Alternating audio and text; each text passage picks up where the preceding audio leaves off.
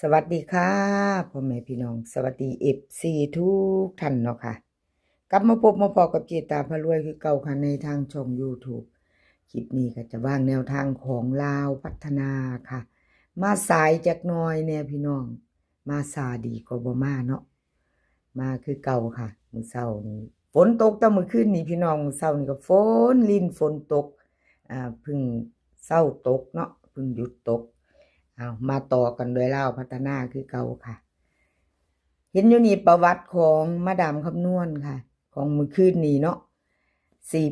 480 3ตัวบน04ล่างของมาดามคำนวณหลุดไปค่ะกราบขอโทษขออภัยแทนมาดามคำนวณเนาะค่ะ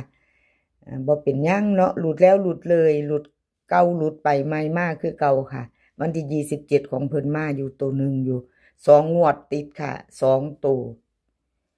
หลุดไปของมาดามคำนวณคนสวยรวยนำใจของดารามาดามเนาะค่ะบ่เป็นหยังหลุดแล้วก็ไม่เป็นไรมาไปต่อใหม่มือนี้แนวทางใหม่ของเพิ่นเอา FC มาดามคำนวณเตรียมแคปหน้าจอเด้อค่ะใครจะไปต่อแจมือใหม่กับมาดามคำนวณมือแรงเก่าหลุดไปแล้วบ่เป็นหยังใหม่มาแล้วค่ะอะไรก็เกิดขึ้นได้สำหรับแนวทางเนาะค่ะเลขทุกตัวมาวางเพื่อเป็นแนวทางโปรดใช้วิจารณญาณในการรับชมเป็นอย่างสูงค่ะมีเขามีหลุดบ่เป็นหยังให้กำลังแรงใจกันคือเก่า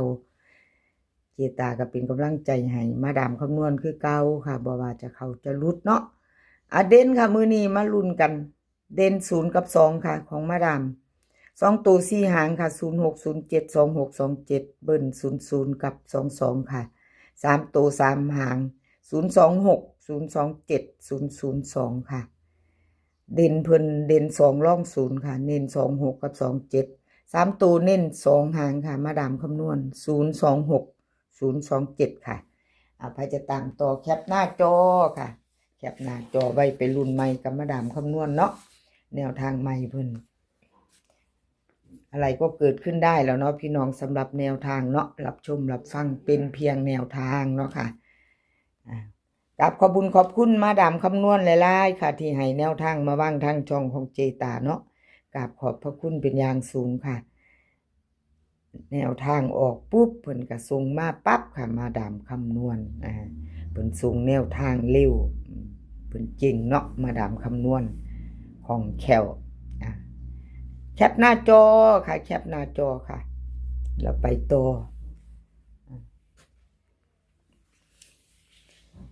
บ่าวไทยบ้านค่ะประวัติของบ่าวไทยบ้านของวันที่28เมื่อคืนนี้เพิ่นเข้ามาตัวหนึ่งอยู่ค่ะ2ตัวมา1ตัวเลขเด่นเพิ่นกับเขาไป4อยู่นะพี่น้องเขาไป4เลข5ตัวเพิ่นเขา4ตัวหนึ่งค่ะเด่น8ค่ะเพิ่นเขา2ตัวมา1ตัวค่ะบ่าวไทยบ้านวันที่27เพิ่นเข้าไป94เด้อค่ะพี่น้องเข้าไปตัวนิ่นตัวเจาะของเพิ่นประวัติเพิ่น2งวดบ่าวไทยบ้านก็เข้าไปงวดนึงเนาะค่ะแต่ว่าวิ่งรูดของเพิ่นยังบ่ทันหลุดเด้อค่ะยังถือว่าเดินอยู่2ตัวมา1ตัวบ่าวไทยบ้านFC บ่าวไทยบ้านมาค่ะพิจารณาแนวทางใหม่น้ำกันมื้อแรง2 ทุ่มครึ่งลาวพัฒนาวันที่29มื้อนี้เป็นวันพุธเนาะพี่น้องเป็นวันพุธเฮามาตามกันต่อเด่นบ่าวไทยบ้านให้มาค่ะ3กับ4 2ตัว6หาง7 37 47 36 46 35 45ค่ะกัน09กับ19 29เบิ้ลค่ะ33กับ44บ่าวไทยบ้านค่ะแคปหน้าจอค่ะใครจะตามต่อกับเพิ่นเนาะเด่น3กับ4ค่ะเน้น2หาง37กับ47ค่ะบ่าวไทยบ้านกับขอบคุณขอบคุณหลายๆเด้อค่ะที่ให้แนวทางมาวางทางช่องของเจตาเนาะด้วยดีเสมอมากับขอบคุณขอบคุณหลายๆค่ะสำหรับแนวทางเนาะสำหรับแนวทางกับขอบคุณขอบคุณหลายๆคลิปนี้ก็จะมีอยู่หาเสี้ยนดังคือเก่าเด้อค่ะมาดามคำนวณบ่าวไทยบ้านปอยเป็ดลุงทรงแล้วก็ด่าผ้ารวยค่ะ5เสี้ยนดังพี่น้องFC ใครอยู่ในใจก็เตรียมแคปหน้าจอไว้ค่ะปอยเป็ดใครเห็นอยู่นี่ประวัติของปอยเป็ดวันที่28เด้อค่ะ28ปอยเป็ดลาวพัฒนาออก480ของเพิ่น04ค่ะหลุดไปเนาะปอยเป็ดเป็นจังไดเจ้า 2 งวดติดแล้วเด้อปล่อยเป็ดมาเด้อมื้อแลง2 งวดติดหลุดแล้วหลุดเลยค่ะบ่มีกักเป็นกำลังแรงใจให้กันคือเก่าค่ะมีเขามีหลุดสำหรับแนวทางไม่มีอะไรแน่นอนเนาะพี่น้องบ่ว่ากันเป็นกำลังแรงใจให้กันคือเก่าค่ะบ่ว่าจะเขาจะหลุดเนาะกับขอบุญขอบคุณปล่อยเป็ดหลายๆค่ะที่ให้แนวทางมาวางทางช่องเนาะกับขอบพระคุณเป็นอย่างสูงค่ะมาตามไปน้ำกันมือแรง29ค่ะเป็นวันพุธเด่นปล่อยเป็ดให้มา1ค่ะ2ตัว6หาง16 19 17 10 18 30มีแค่2ตัวเด้อค่ะพี่น้องแต่6หางเพิ่นวงกลมให้17กับ30ค่ะเด่นกับตัวเดียวคือ1เลขเด่นเพิ่นFC ปล่อยเป็ดแคปหน้าจอค่ะแคปหน้าจอเราไปต่อมือแรงกับเพิ่น2 ทุ่มครึ่งเนาะค่ะแคปหน้าจอค่ะไผจะไปต่อกับปอยเป็ดเนาะกับขอบุญขอบคุณปอยเป็ดหลายๆที่ให้แนวทางมาวางทางช่องของเจตาเนาะค่ะกับขอบพระคุณเป็นอย่างสูงแคปหน้าจอค่ะ FC ของปอยเป็ดผู้ใดเพิ่นตามกันเนาะ FC ของปอยเป็ดแคปหน้าจอแล้วไปต่อค่ะไปต่อกับดาผ้ารวยคนสวยในช่องมาแล้วค่ะแนวทางใหม่ของเพิ่นมือแรงนี้ดาผ้ารวยค่ะเพิ่นให้มาเนาะเบิ่งประวัติสักก่อนวันที่28ค่ะ480 3ตัวบน04ล่างของเพิ่นเด่นเข้าไป8ตัว1อยู่เด้อ2ตัวยังมาบ่มีหลุดเด้อค่ะของ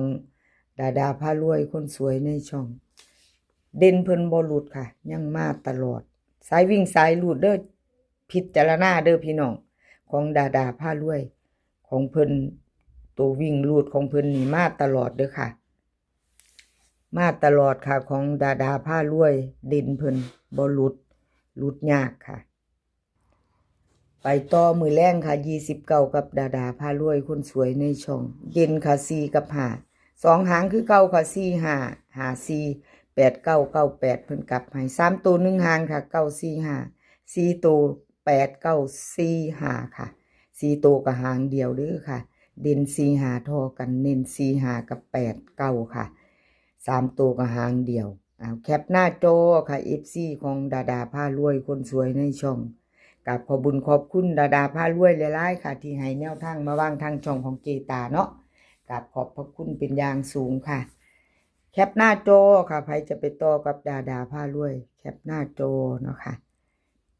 กับขอบคุณขอบคุณทั้ง FC บ่ว่าจะเป็น FC เก่า FC ใหม่เนาะค่ะที่เข้ามาติดตามรับชมรับฟังในทางช่อง YouTube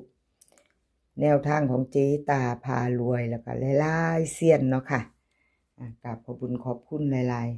ๆลุงทรงค่ะมาเบิ่งประวัติกันเมื่อคืนนี้480เมื่อคืนนี้480กับ3ตัวบน04ล่างค่ะของลุงทรงหลุดไปเนาะหลุดแล้วหลุดเลยค่ะบ่เป็นหยังมาตามใหม่ไปต่อ2 งวดติดค่ะของลุงทรงหลุดไปต่อกับลุงทรงวันที่29เนาะค่ะเด่นเพิ่นให้9กับ6บนล่าง2ตัว6หางค่ะ4 6 1 6 8 9 8 6 1 9 4 6กัน5 9กับ5 6ค่ะ3ตัว3หาง1 1 4 9 4 8 9ค่ะ4 8 6 3หางเพิ่นเด่น4หางเด้อพี่น้อง4 9 1 6 8 6 8 9ค่ะที่วงกลมเนาะ3ตัวก็แล้วแต่มักแต่ชอบบริวงกลมค่ะพี่น้อง3หางของลุงทรงค่ะบนล่าง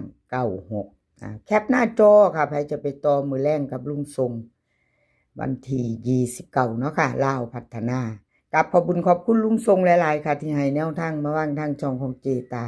กับขอบพระคุณเป็นอย่างสูงค่ะคลิปนี้ก็ขอให้พี่น้องโชคดีมือแรงกับลาวพัฒนาค่ะขอให้ทุกคนมีความสุขสุขภาพร่างกายแข็งแรงเดินทางไปไสคอยปลอดภัยค่ะเดินทางไปคอยมีโชคกลับมาคอยมีชัยคลิปหน้าพอกันใหม่คลิปนี้ก็สวัสดีค่ะ